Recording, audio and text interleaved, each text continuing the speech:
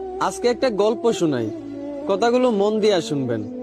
একটা মধ্যবিত্ত পরিবারের ছেলে, সে মোটামুটি সবার সাথেই খারাপ ব্যবহার করে চলতো।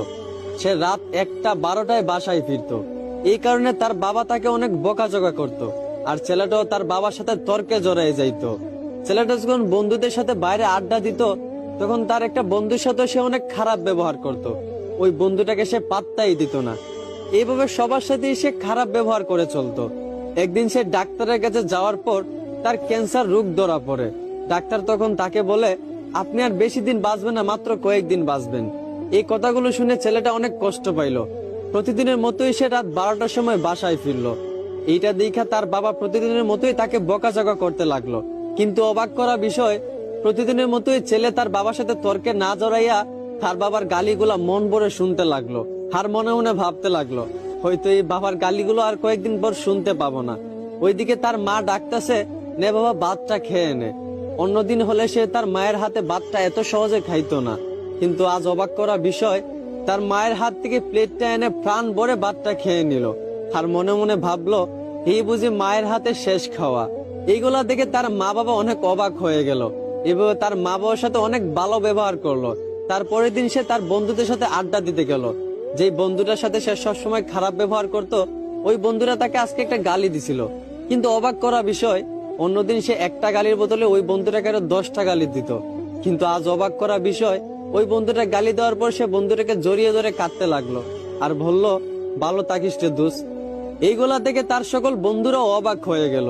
যেই বন্ধুরা কখনো খারাপ ব্যবহার না করে থাকতে পারতো না, সেই বন্ধুটা সবার সাথে হাসি মুখে ভালো ব্যবহার করতেছে। সবাই অনেকটা অবাক হয়ে গেল। ছেলেটা আগের চেয়ে অনেক পরিবর্তন হয়েছে, আগের চেয়ে অনেক ভালো হয়ে গেছে, এখন সবার সাথেই ভালো ব্যবহার করে।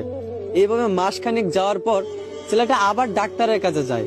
ডাক্তারের কাছে যাওয়ার পর ডাক্তারকে জিজ্ঞেস করে, আপনি বলছিলেন আমি হয়তো কয়েকদিন বাঁচবো, কিন্তু প্রায় 1 মাস কেটে গেল। আপনি কি কোনো গ্যারান্টি দিতে পারবেন যে আমি আর কতদিন বাঁচবো?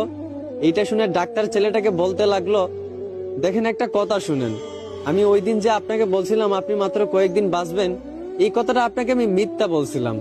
আর মিথ্যা বলার কারণ আপনাকে পরিবর্তন করা। আপনি আগে সবার সাথেই খারাপ ব্যবহার করতেন। আপনার বাবা যদি আপনাকে বকাঝকা করত, আপনার বাবার সাথেও আপনি তর্কে জড়াই যাইতেন। কিন্তু আপনি যখন জানতে পারলেন আপনি আর মাত্র কয়েকদিন বাঁচবেন, আপনার মরণের কোনো গ্যারান্টি নাই, তখন আপনি সবার সাথে ভালো ব্যবহার করতে লাগলেন।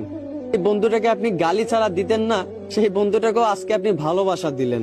আসলে এইখান থেকে আমরা একটাই শিক্ষা পাই, যে প্রত্যেকটা মানুষ যদি তার মরণের কথা স্মরণ করত, যে হয়তো বা আজও তো মারা যেতে পারি, কালও তো মারা যেতে পারি, এখনো তো মারা যেতে পারি, এইভাবে যদি প্রত্যেকটা মানুষ তার মরণের কথা স্মরণ করত, তাহলে দেখতেন কোনো মানুষই দুনিয়াতে খারাপ ব্যবহার করত না, কেউই কারো প্রতি কোনো অভিযোগ রাখতো না, কেউই কাউকে মাফ না করে থাকতে পারতো না।